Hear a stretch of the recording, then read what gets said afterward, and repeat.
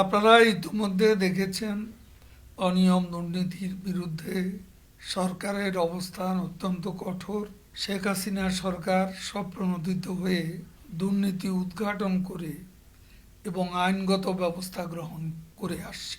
Casino বিরোধী অভিযান থেকে শুরু করে ত্রাণ কার্যক্রমে অনিয়ম সহ স্বাস্থ্য খাতের বিভিন্ন অনিয়মের বিরুদ্ধে চলমান কার্যক্রম সরকারের শুদ্ধি অভিযানের অংশ।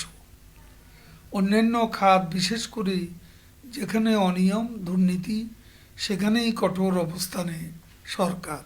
সরকার পরিচালনায় চালকের আসনে থেকে দলীয় পরিচয়ের ঊর্ধ্বে উঠে অনিয়মের বিরুদ্ধে ব্যবস্থা গ্রহণ ৭৫ পরবর্তী এদেশের সবচেয়ে সৎ এবং নির্মোহ সরকার প্রধান শেখ হাসিনার পক্ষেই এটা সম্ভব।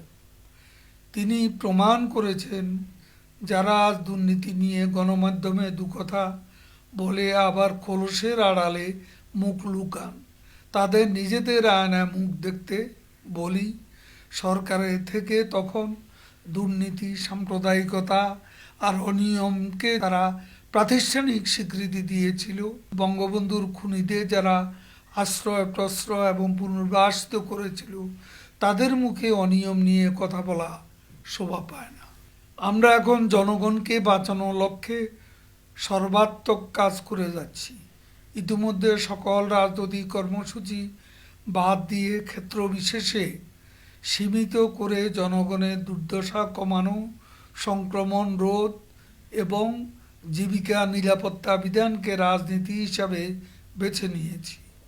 রাজনৈতিক দলগুলোর কাছে মহামারী নিয়ন্ত্রণে সরকার সুচিন্তিত সহযোগিতা চায়, আর বিএনপি অসহায় জনগণের পাশে না থেকে সমালোচনার নামে সরকারের বিরুদ্ধে বিষোদ্গার করে রাজনৈতিক বিচ্ছিন্নতা কাল উদযাপন করছে। জনগণের দুর্দশা অসহায়ত্ব তাদের চোখে পড়ে না। মানুষের কল্যাণে সরকারের নিরলস প্রয়াস তারা দেখতে পান না।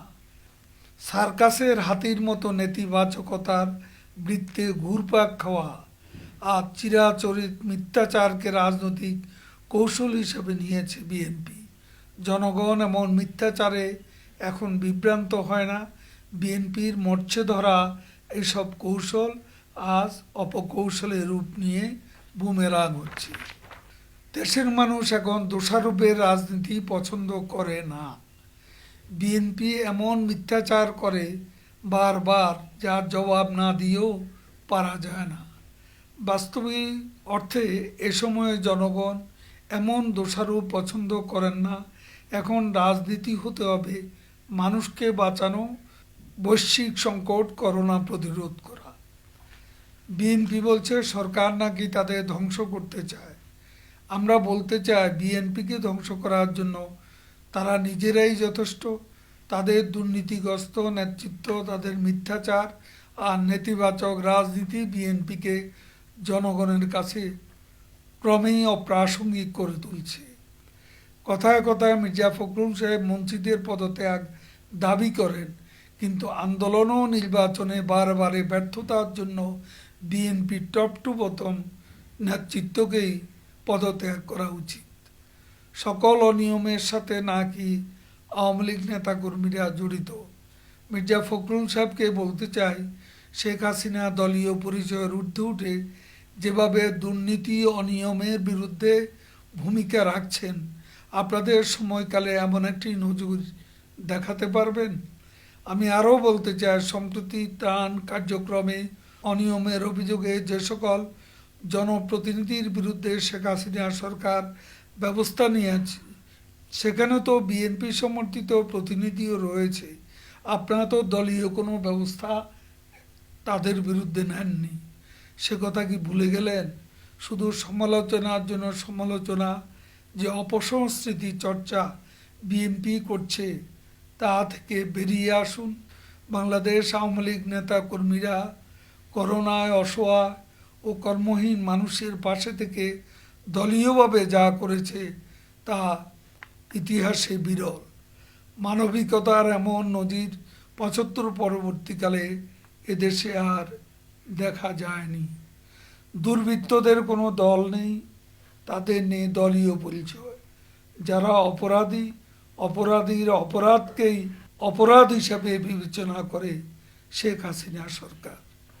আসন্ন ঈদে পশুরহাট বসানোর ক্ষেত্রে ঢাকা মহানগরীর 2 সিটি কর্পোরেশন যে সিদ্ধান্ত নিয়েছে তা স্বাগত জানিয়ে কঠোরভাবে বাস্তবায়নের অনুরোধ জানাচ্ছি।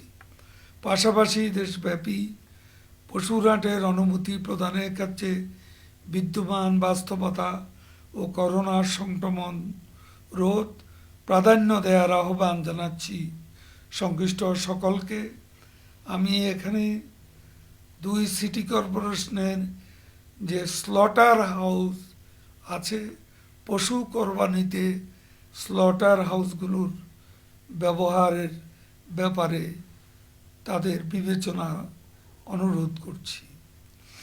আওয়ামী লীগ এদেশের মাটি ও মানুষের সংগঠন, জনমানুষের বুকের গভীরের শেকড়।